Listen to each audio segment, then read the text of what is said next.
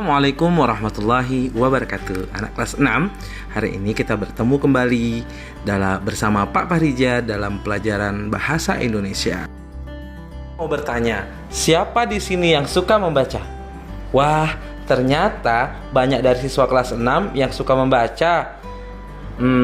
Tahu tidak, dalam sebuah tulisan yang kita baca itu terdapat suatu ide yang dibahas. Ide yang dibicarakan itu yang disebut dengan gagasan utama. Hari ini dalam pembelajaran Bahasa Indonesia, kita akan membahas tentang gagasan utama dalam setiap paragraf. Nah, sekarang kita akan bahas ya. Apa sih gagasan utama itu, Pak? Gagasan utama adalah ide yang sedang dibicarakan atau dibahas dalam sebuah wacana. Nah, kita persempit lagi, kita akan mempelajari bagaimana cara menemukan gagasan utama dalam sebuah paragraf. Jadi, dalam sebuah wacana itu kan terdapat paragraf-paragraf, dan di setiap paragraf itu ada gagasan utama. Kita akan membahas bagaimana cara menemukan gagasan utama dalam setiap paragraf. Kita dengarkan penjelasan berikutnya ya. Setelah kita mengetahui apa itu gagasan utama, sekarang kita mau membahas tentang cara menemukan gagasan utama dalam sebuah paragraf. Cara menentukan gagasan utama itu ada dua cara. Yang pertama, membaca teks dengan cermat. Kemudian, menjawab pertanyaan apa yang sedang dibahas dalam paragraf tersebut. Jadi, setelah kita membaca dengan cermat, kita akan coba membuat pertanyaan.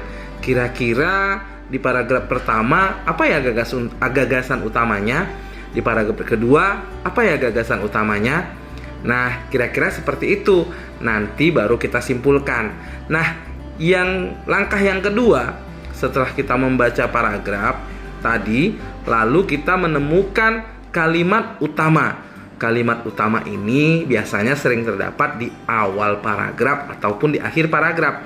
Kalimat utama ini adalah yang memuat gagasan utama. Jadi coba kalian baca, kira-kira perhatikan di kalimat awal ataupun akhir, kira-kira cocok nggak dengan apa yang sedang dibahas dalam paragraf tersebut.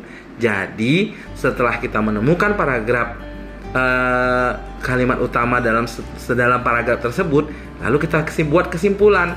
Oh, ternyata ini gagasan utamanya.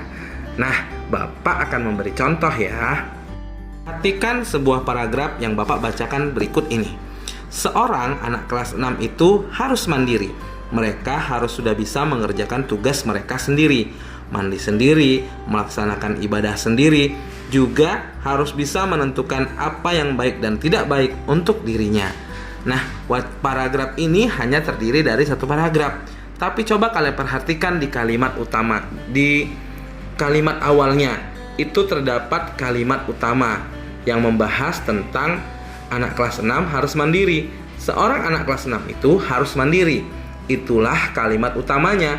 Sedangkan kita bisa simpulkan gagasan utamanya adalah anak kelas 6 itu harus mandiri. Jadi kalimat utamanya seorang anak kelas 6 itu harus mandiri, dan gagasan utamanya anak kelas 6 itu harus mandiri. Itulah dia gagasan utamanya. Jadi paragraf ini sedang membahas tentang kemandirian anak kelas 6.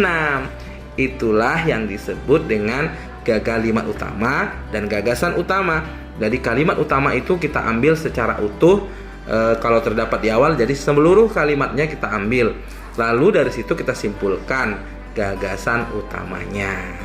Seperti yang tadi, ternyata gagasan utamanya itu adalah anak kelas 6 itu harus mandiri.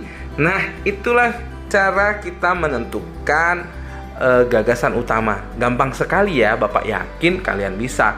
Jika ada pertanyaan, kalian boleh japri Bapak nanti di grup, di nomor WhatsApp Bapak, atau boleh juga nanti dipertanyakan di grup kelas kita. Nah, Bapak akan kasih tugas berikutnya. Sampai jumpa di pertemuan berikutnya. Bapak yakin kalian masih tetap bersemangat untuk belajar. Pelajari dengan baik, ingat, baca dengan baik,